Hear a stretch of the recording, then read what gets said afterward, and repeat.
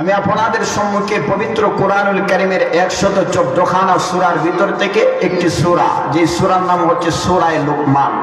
পবিত্র কোরআনুল কারীমের 21 নম্বর পারার মধ্যে যে সূরাটা স্থান পেয়েছে, সূরা লুকমানের একবারে শেষ নম্বর আয়াতে কালিমা তেলাওয়াত করেছি।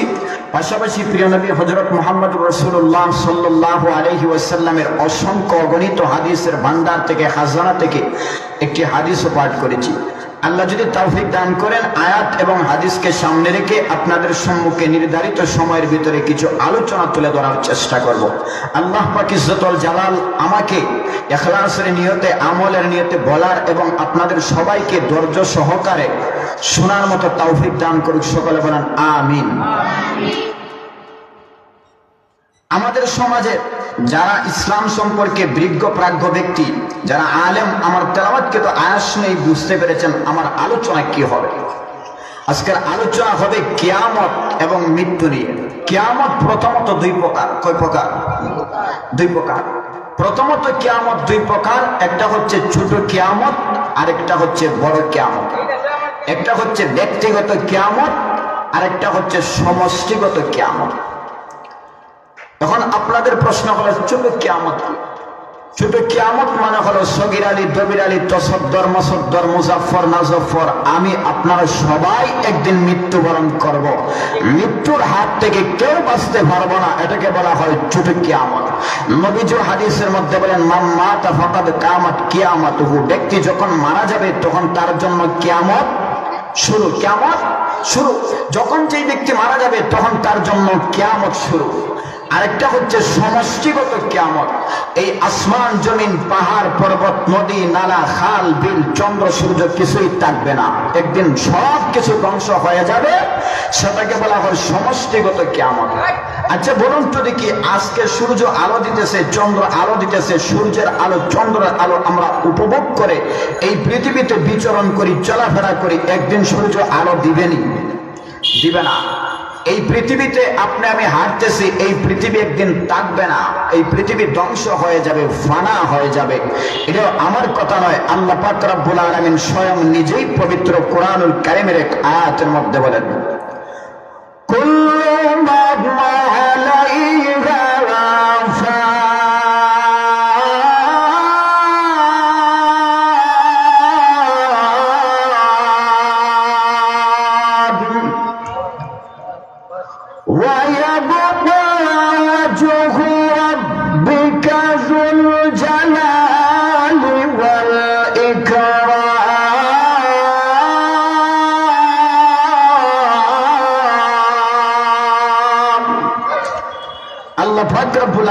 বলেন, কুল্লু মান আলাইহা ফান, এই পৃথিবী একদিন ফানা হয়ে যাবে, ধ্বংস হয়ে যাবে।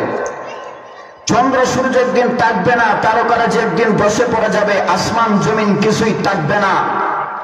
একদিন পাহাড় পর্বত তুলার মতো উড়তে থাকবে, খাল বিল নদী নালা কিছুই থাকবে না, থাকবেন একমাত্র কে? আল্লাহ। আল্লাহ ছাড়া কিছুই থাকবে না। এজন্য আসুন, ছোট কিয়ামত নিয়ে কাহারও কোনো ইখতিলাফ আর দ্বিমত নাই। ব্যক্তিগত মৃত্যু নিয়ে আপনি যদি একজন হিন্দু মানুষকে জিজ্ঞাসা করেন, ভাই আপনি কি মৃত্যুবরণ করবেন, তাহলে উত্তর দেবে হ্যাঁ মৃত্যুবরণ করব। খ্রিস্টানকেও যদি জিজ্ঞাসা করেন, ভাই মৃত্যুবরণ করবেন, তাহলে উত্তর দেবে হ্যাঁ মৃত্যুবরণ করব। অর্থাৎ যত ধর্মের ভাইরা আছে, সব ধর্মের ভাইরা একই উত্তর দেবে, মৃত্যুবরণ করব। এই মাসআলার মধ্যে চাই আস্তিক হোক চাই নাস্তিক হোক, সবাই একমত মৃত্যুবরণ করব। আস্তিক মানে হলো আমরা উপরওয়ালা যারা বিশ্বাস করি এই আসমান জমিনের মালিক আল্লাহ, আমাদেরকে রিজিক দেন আল্লাহ, এটা আমরা মুমিন মুসলমানের বিশ্বাস, আমাদেরকে বলা হয় আস্তিক। অর্থাৎ যারাই উপরওয়ালা বিশ্বাস করে, হিন্দুরাও কিন্তু উপরওয়ালা বিশ্বাস করে, যার কারণে হিন্দুরাও আস্তিক। খ্রিস্টানরাও উপরওয়ালা বিশ্বাস করে, যার কারণে খ্রিস্টানরাও আস্তিক। কিন্তু এমন কিছু মানুষ এই পৃথিবীতে আছে যারা আল্লাহর জমিনে থাকে, আল্লাহর দেওয়া নাজ নিয়ামত ভোগ করে, আল্লাহর দেওয়া আলো বাতাস গ্রহণ করে, আল্লাহর দেওয়া রিজিক খায়, এর বলে আল্লাহ বলতে কোনো কিছু নাই, দেয়ার ইজ নো গড, আছে না নাই?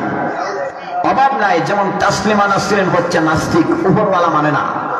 নিজুম মজুমদার হচ্ছে নাস্তিক, উপরওয়ালা মানে না। শাহরিয়া কবির হচ্ছে নাস্তিক, উপরওয়ালা মানে না। যারাই উপরওয়ালা মানে না তাদের বলা হয় নাস্তিক। কিন্তু এই মাসআলার মধ্যে চাই আস্তিক হোক চাই নাস্তিক হোক, সবাই একমত মৃত্যুবরণ করব, মৃত্যুর হাত থেকে কেউ বাঁচতে পারবো না। কিন্তু বড় কিয়ামত নিয়ে ইখতিলাফ রয়েছে, সমষ্টিগত কিয়ামত নিয়ে ইখতিলাফ আছে। তিনটা ইখতিলাফ, কয়টা? তিনটা। একজন মানুষ বলে কিয়ামত হতেও পারে আবার নাও হতে পারে, মানে দুই নৌকার মাঝখান দিয়ে দৌড়ায়, হতে পারে নাও হতে পারে। আমাদের সমাজে দেখবেন এমন কিছু মানুষ আছে যারা দেখবেন ওয়াজ মাহফিলেও আয়, আবার দেখবেন হিন্দুরা পূজার টাইমে পূজার মধ্যেও যায়, আছে না নাই? এরকম মুসলমান ইমানদার অভাব নাই। সে আবার ইমানদার মুসলমান, কিন্তু পূজাতেও যায়, আবার দেখবেন ওয়াজ মাহফিলের মধ্যে আসে। কথা কোন ঠিক না বেঠিক? আরেকজন মানুষ হলো যারা বলে কিয়ামত হবে, এই পৃথিবীর নিচে মাটি নাই, কিয়ামত একদিন হবে, এতে কোনো সন্দেহ নাই। কারণ হচ্ছে কিয়ামতের উপরে যদি কেউ বিশ্বাস স্থাপন না করে তার ঈমান থাকবে না। এজন্য ইমানে মুফাসসালের 7টা শাখার মধ্যে একটা হচ্ছে কিয়ামতের উপরে বিশ্বাস স্থাপন করা। যদি কোনো ব্যক্তি কিয়ামতের উপর বিশ্বাস স্থাপন না করে তার ঈমান থাকবে না। আরেকদল মানুষ হলো তারা বলে কিয়ামত হবে, যে হয় না কেন? কিয়ামত আল্লাহ যে বলছে কিয়ামত হবে, তাহলে হয় না কেন? তারা বোঝা যায় কিয়ামতকে ডাইকে নিয়ে আসে। ওই যে নাস্তিক, আমি বলছিলাম নাস্তিক। আল্লাহ পাক রব্বুল আলামিন পবিত্র কুরআনুল কারীমের এক আয়াতের মধ্যে বলেন, হাল ইয়ানজুরুনা ইল্লা সাআতা আন তা'তিয়াহুম বাত্তা। একদল মানুষ আছে যারা কিয়ামতকে ডাইকে নিয়ে আসে, কিন্তু কিয়ামতকে ডাইকে নিয়ে আসলে কিয়ামত আসবে না। কিন্তু কখন আসবে, কখন হবে, এটা জানেন কে? আল্লাহ। কে জানেন? আল্লাহ। এই জন্য আমি আপনাদের সম্মুখে পবিত্র কুরআনুল কারীমের সূরা লুকমানের একবারে শেষ নাম্বার আয়াতে কারিমা তেলাওয়াত করেছি। এই আয়াতের মধ্যে মহান আল্লাহ পাক রব্বুল আলামিন 5টা ইলমের জ্ঞান সম্পর্কে আলোচনা করেছেন। যে ইলমের জ্ঞান সম্পর্কে দুনিয়ার কোনো পয়গম্বর জানেন না, কোনো সাহাবী জানে না, কোনো তাবী জানে না, তবে তাবী জানে না, আইম্মায়ে মুস্তাহিদিন জানে না, সলফে সালেহিন জানে না, দুনিয়ার কোন মুফতি মুহাদ্দিস শাইখুল হাদিস এই 5টা ইলম সম্পর্কে বলতে পারবে না। দুনিয়ার কোন বৈজ্ঞানিক দার্শনিক পণ্ডিত বলতে পারবে না, দুনিয়ার কোন অলিগঞ্জ কুতুব বলতে পারে না। এই 5টা ইলম সম্পর্কে একমাত্র আহকামুল হাকিমিন মহান আল্লাহ জানেন। এর মধ্যে প্রথম নাম্বারটাই হলো ইন্নাল্লাহা ইনদাহু ইলমুস সাআ। কিয়ামত কখন হবে কেউ বলতে পারে? কেউ বলতে পারবে না। আচ্ছা বলুন, চাই ছোট কিয়ামত হোক বড় কিয়ামত হোক, কিন্তু কিয়ামত কখন হবে কেউ বলতে পারে না। আচ্ছা বলুন তো দেখি, আল্লাহ পাক রব্বুল আলামিন যদি কাউকে বলতেন, কিরে কলমুদ্দি, তোর হায়াত হচ্ছে তোর বাবার ইন্তেকালের পরে তোর মৃত্যু হবে, তোর বাবার ইন্তেকালের আগে তোর মৃত্যু হবে না, তাহলে আমার মনে হয় এই ব্যক্তি তার বাবার ইন্তেকালের আগ পর্যন্ত আল্লাহর ইবাদত বন্দেগী করল না। কথা কোন ঠিক না বেঠিক? কেন করল না? কারণ সে জানে তার বাবার ইন্তেকালের আগে তার মৃত্যু হবে না, এই জন্য সে কোনদিন আল্লাহর ইবাদত বন্দেগী করলেন না। আর যখন তার বাবার মৃত্যু হইতো তখন তসবিহ একটা হাতে নিয়ে সারাদিন সুবহানাল্লাহ, আলহামদুলিল্লাহ, আল্লাহু আকবার সারাদিন দুরূদ শরীফ পাঠ করত, সারাদিন তাওবা ইস্তেগফার করত, আল্লাহর কাছে মাফ চাইতো। কিন্তু আল্লাহ এই সুযোগ দিছেননি আমরারে, এই সুযোগ দেন নাই। কিন্তু কিয়ামত একদিন হবেই, হবেতে এতে কোনো সন্দেহ নাই। সন্দেহ আসেনি? হবে, এতে কোনো সন্দেহ নাই। আল্লাহ পাক রব্বুল আলামিন পবিত্র কুরআনুল কারীমের অন্য এক আয়াতের মধ্যে বলেন, ইন্নাস সাআতা আতিয়াতুন আকাদু উখফিহা লিতুজজা কুল্লু নাফসিন বিমা তাসআ। আল্লাহ বলেন ইন্নাস সাআতা আতিয়াতুন, কিয়ামত অবশ্যম্ভাবী, কিয়ামত আসবেই, এতে কোনো সন্দেহ নাই। আকাদু উখফিহা, তা আমি আল্লাহ পাক রব্বুল আলামিন গোপন রেখেছি। কেন গোপন রেখেছি? লিতুজজা, যেন আমি আল্লাহ পাক রব্বুল আলামিন তোমাদেরকে প্রতিদান দিতে পারি। কিসের প্রতিদান? কুল্লু নাফসিন বিমা তাসআ, তোমরা দুনিয়াতে যা কসব করো, কামাই করো, ইনকাম করো। এই জন্য আল্লাহ পাক রব্বুল আলামিন কিয়ামতকে জানায় দেন না। আল্লাহ যদি বলতেন যে বান্দা তোর হায়াত হচ্ছে 70 বছর, একটা কথার কথা ধরে নিলাম, তাহলে আমার মনে হয় এই ব্যক্তি 69 বছর পর্যন্ত আল্লাহর নাফরমানি কাজ করলো না। কথা এখন ঠিক না বেঠিক? কেন করলো না? সে জানে তার হায়াত হচ্ছে 70 বছর, 69-70 বছরের আগে তার মৃত্যু হবে না। এই জন্য 69 বছর পর্যন্ত আল্লাহর নাফরমানি কাজ করলো না।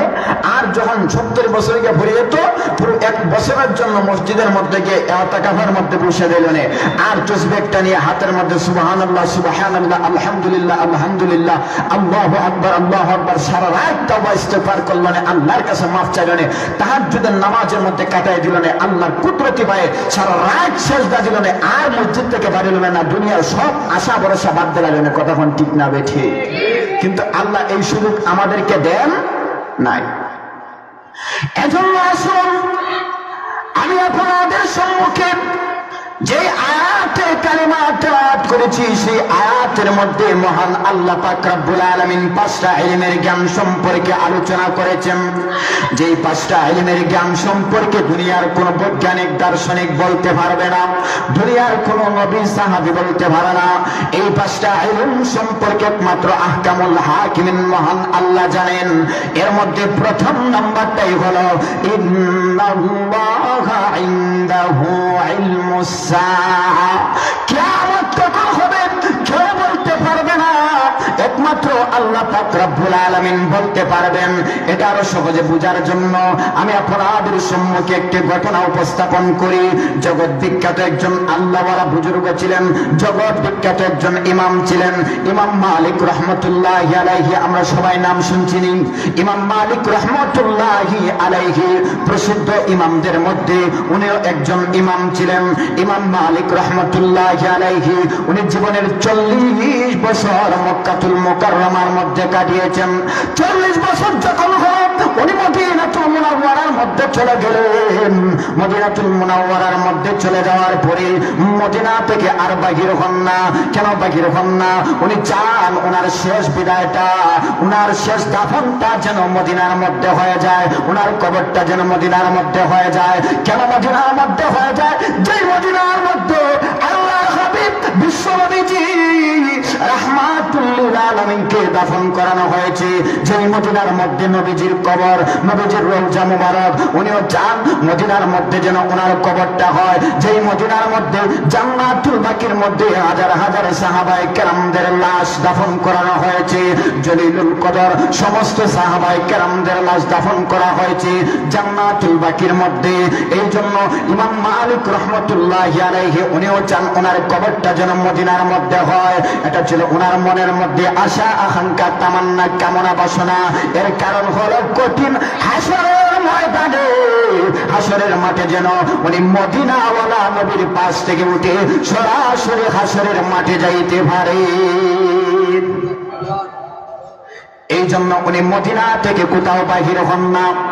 কিন্তু হজের মৌসুম যখন আসলো, মানুষেরা দেখা যায় ইহরামের কাপড় পরিধান করে করে মক্কা থেকে হজ আদায় করার জন্য, মদিনা থেকে হজ আদায় করার জন্য মক্কার মধ্যে যায়। উনিও জীবনে অনেকবার হজ আদায় করেছেন। উনিও চান আমি যদি গিয়ে হজটা আদায় করে আসতে পারতাম, আমি যদি ইহরামের কাপড় পরিধান করে আরাফার মাঠে গিয়ে হাজিরা দিয়ে আসতে পারতাম। কিন্তু আবার ভয় পান, আমি যদি মদিনার মধ্যে যাই আর আমার মৃত্যুটা যদি মক্কার মধ্যে হয়ে যায়, তাহলে তো আমার আশাটা পূরণ হবে না, আমার কবরটা মদিনার মধ্যে হবে না। আর কঠিন হাসরের মাঠে আমি মদিনাওয়ালা নবীর পাশ থেকে উঠে হাসরের মাঠে যাইতে পারবো না। কিয়ামত কখন হবে, কার হায়াত কতদিন আছে কেউ জানে না। জানেন কে? আল্লাহ। এক নাম্বার হচ্ছে ইন্নাল্লাহা ইনদাহু ইলমুস সাআ, কিয়ামত কখন হবে কেউ জানে না, আল্লাহ। 2 নাম্বার হলো ওয়াইনাজিলুল গায়স, বৃষ্টি কখন হবে কেউ জানে না, জানেন আল্লাহ। 3 নাম্বার হলো ওয়ায়ালামু মা ফিল আরহাম, মায়ের রেহেমের ভিতরে কি আছে কেউ জানে না, জানেন আল্লাহ। 4 নাম্বার হলো ওয়ামা তাদরি নাফসুম মাযা তাকসিবু গাদা, বান্দা আগামীকাল কি উপার্জন করবে, কি কসব করবে, কামাই করবে কেউ জানে না, জানেন আল্লাহ। 5 নম্বর হলো ওয়ামা তাদরি নাফসুম বিআইয়ি আরদিন তামুত, বান্দা যেইভাবে জানে না কখন মৃত্যুবরণ করবে, ঠিক তদ্রূপভাবে কোথায় মৃত্যুবরণ করবে কেউ জানে না, জানেন কে? আল্লাহ। এই জন্য আমরা যেহেতু জানি না কখন মৃত্যুবরণ করব, আবার কোথায় মৃত্যুবরণ করব এটা আমরা জানি না। এই জন্য সব সময় মৃত্যুর জন্য প্রস্তুতি নিতে হবে, বেশি বেশি করে আল্লাহর ইবাদত বندگی করতে হবে। আল্লাহ পাক রব্বুল আলামিন যেন আমাদের সবাইকে বেশি বেশি করে ওনার হুকুম আহকাম পালন করার মতো তৌফিক দান করেন এবং জান্নাতের উপযুক্ত বানাইয়া এরপরে আমাদেরকে মৃত্যু দান করেন। সকলে বলেন আমিন। ওয়া আখির দাওয়ানা আলহামদুলিল্লাহি রাব্বিল আলামিন।